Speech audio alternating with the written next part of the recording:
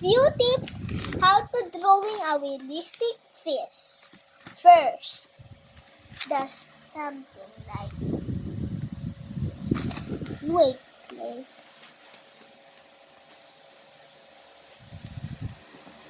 It should be like this. Don't move it. It is need to be long and it hasn't supposed to need a perfect circle. You can draw whatever you want a circle. And also this.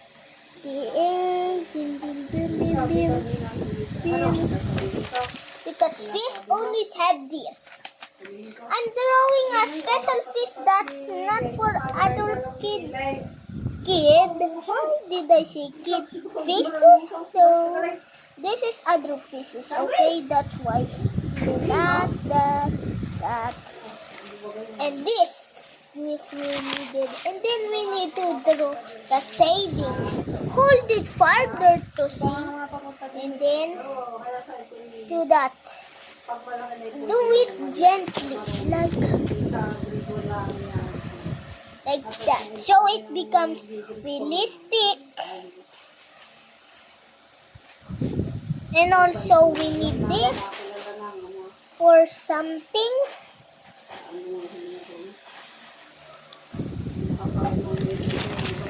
Also we need this. This is the type of fish that I know of. And then we need to realistic of everything. Like we need to realistic this, and the tail. So,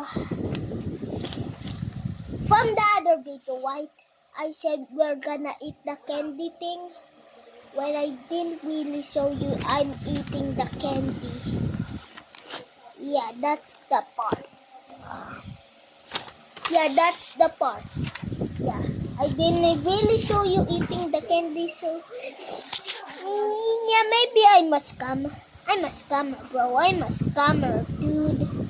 Why do I always need to become a scammer all these days? I'm really not gonna show. See, this is my progress. I showed this to my classmates before, and to just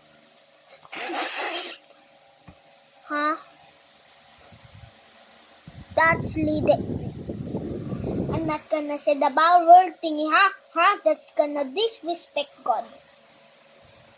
He created everything.